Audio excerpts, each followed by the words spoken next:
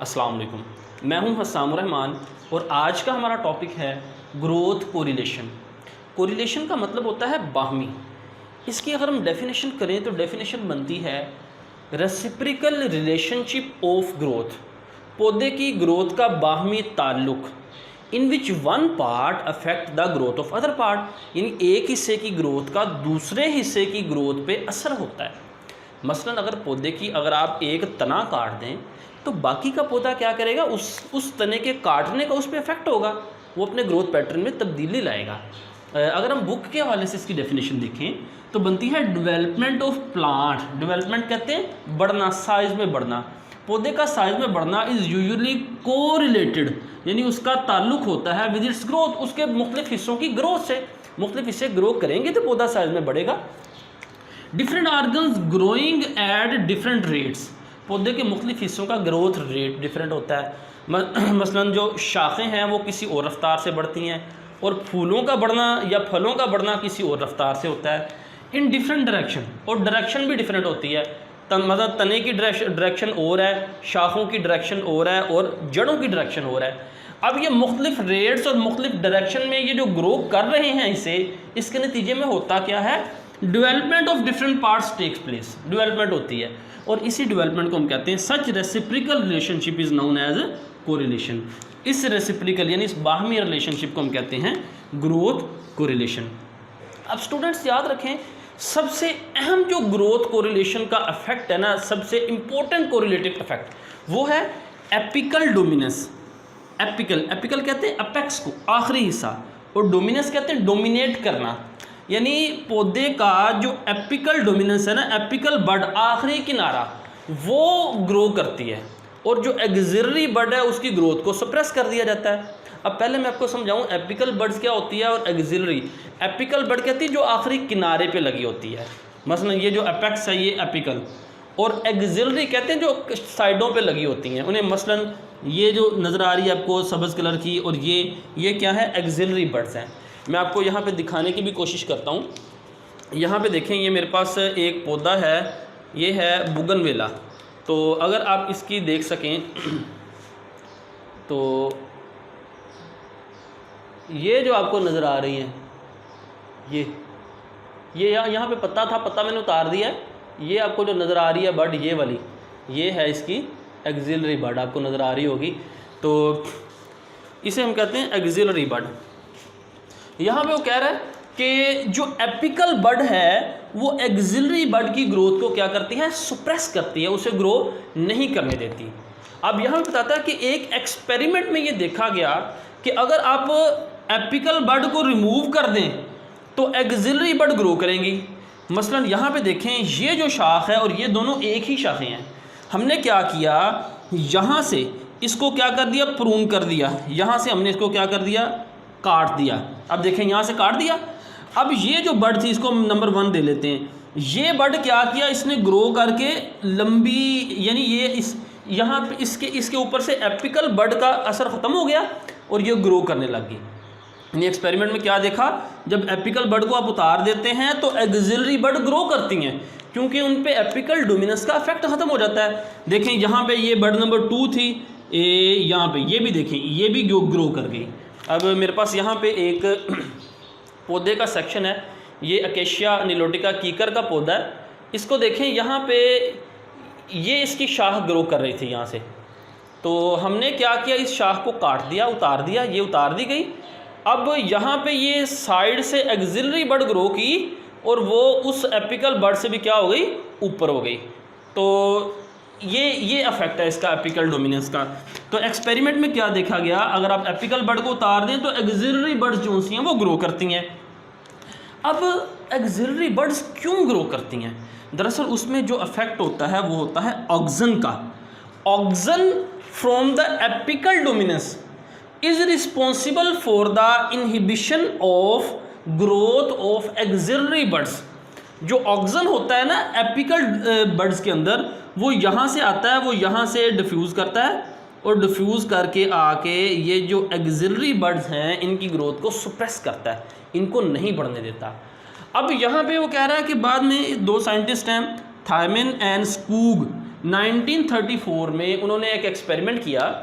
Experiment में उन्होंने ये साबित किया, उन्होंने ये देखा, डिस्कवर किया कि एपिकल बड से ऑक्सीजन जो सा है, यहाँ से एपिकल बड से ऑक्सीजन डिफ्यूज़ होता है, डिफ्यूज़ होके आके वो जो लोअर एक्सिलरी बड्स हैं उनकी ग्रोथ को वो क्या करता है, सुप्रेस करता है, नीचे वाली एक्सिलरी बड्स की ग्रोथ को रोक देता है। और इस इफेक्ट को, वो इफेक्ट जिसमें ऑक्सीजन एपिकल बड से आके एक्सिलरी बड की ग्रोथ को रोकता है, इस इफेक्ट को हम कहते हैं इनहिबिटरी इफेक्ट, क्योंकि वो ग्रोथ को इनहिबिट कर देता है, रोक देता है। और अगर आप क्या करें, एपिकल बड को काट दें, जैसा कि हमने यहाँ पे एपिकल बड को रिमूव कर दिया, उतार दिया, तो क्या होगा, जो लोअर एक्सिलरी बड्स हैं they are removed from the effect of apical bud. उन पे क्या होगा, वो जो एपिकल बड से आने वाला ऑक्सीजन था उसका असर ख़त्म हो गया। जब ऑक्सीजन का असर ख़त्म हो गया तो अब ये क्या करेंगी, ग्रो करेंगी। और इन पे जब ये ग्रो करेंगी तो वो जो एपिकल डोमिनेंस का इफेक्ट ख़त्म हो जाएगा। तो इसको हम कहते हैं कंपनसेटरी इफेक्ट। जब ऑक्सीजन का इफेक्ट था तो वो क्या थी, इनहिबिटेड थी, ग्रो नहीं हुई, उसे हम कहते थे इनहिबिटरी इफेक्ट। और जब आपने एपिकल बड को रिमूव कर दिया तो अब उनकी ग्रोथ बढ़ी, तो उसे हम कहेंगे कंपनसेटरी। कंपनसेशन का मतलब है नुकसान की तलाफी करना, यानी एपिकल बड की वजह से ग्रोथ रुकी हुई थी, अब वो एपिकल बड उतर गई तो अब ये ग्रो कर रही हैं, तो इसको हम कहते हैं कंपनसेटरी इफेक्ट। याद रहे, सिर्फ ऑक्सीजन ही वो अकेला हार्मोन नहीं है जो पौधे में एपिकल डोमिनेंस काज करता है, बल्कि बुक में यहाँ पे बता रहे हैं कि रिसर्च से ये पता चलता है कि साइटोकाइनिन्स का भी अब एपिकल डोमिनेंस में किरदार है।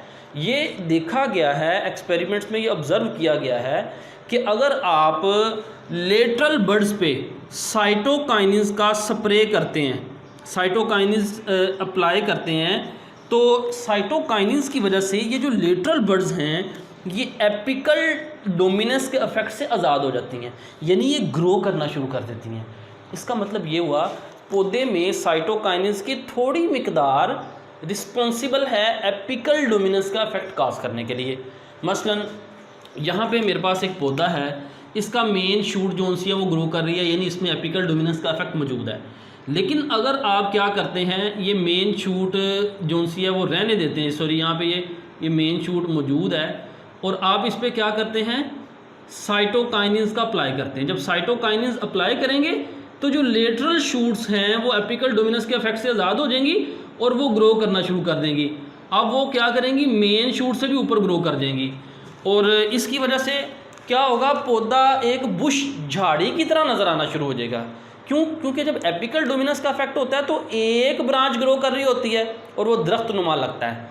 लेकिन जब एपिकल डोमिनेंस का इफेक्ट ख़त्म हो जाएगा तो इधर से भी हर तरफ से ब्रांचेस ग्रो करेंगी और एक बुश झाड़ी की तरह वो लगेगा। पौधे की ग्रोथ जो सी डेंस हो जाएगी, बहुत ज़्यादा ग्रोथ हो जाएगी। ये हम कहें if apply on inhibited buds, अगर आप साइटोकाइनिन्स को ये साइड वाली इनहिबिटेड बड्स से अप्लाई करते हैं, lateral bud release from the apical dominance, तो उन पे एपिकल डोमिनेंस का इफेक्ट ख़त्म हो जाएगा। जब ख़त्म हो जाएगा वो ग्रो करेंगी। These plants have dense growth of lateral buds, और लेटरल बड्स की ग्रोथ जो सी है वो बड़ी डेंस हो जाएगी, बड़ी ज़्यादा हो जाएगी। इसके बाद हम देखते हैं बच्चों प्रैक्टिकल एप्लीकेशन, एपिकल डोमिनेंस की प्रैक्टिकल एप्लीकेशन क्या है, या आप इनको कह सकते हैं कमर्शियल एप्लीकेशन। माली लिहाज से इसका क्या फ़ायदा होता है। सबसे पहला जी इसका tap root development. Tap root, अब याद रखें पौधे में दो तरह की जड़ें होती हैं, एक होती है टैप रूट और एक होती है एडवेंटिशियस रूट्स। टैप रूट कहते हैं जब एक ही मेन जड़ नीचे को ग्रो करे। मसलन ये पौधा है, सॉरी ये पौधा है, और अगर इसकी एक ही मेन जड़ नीचे को ग्रो करे ना, बाकी छोटी छोटी जड़ें हों, तो इसे हम कहते हैं टैप रूट। लेकिन अगर ये पौधा है और इसमें बहुत सारी इस तरह से ब्रांचेस ग्रो कर रही हैं, तो इसे हम कहते हैं एडवेंटिशियस रूट्स।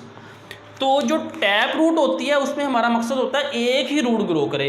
मसलन जिस तरह रेडिश है, ये कैरेट है, सॉरी कैरेट, रेडिश और गाजर, मूली, और इसी तरह जो शलजम है, टर्निप, इसके अंदर हम क्या देखते हैं, इसमें हमें रिक्वायर्ड ये होता है कि हम टैप रूट को डेवलप करें। ये टैप रूट है, एक ही रूट डेवलप हो, साइडों से इसके कोई शाखें ना निकलें।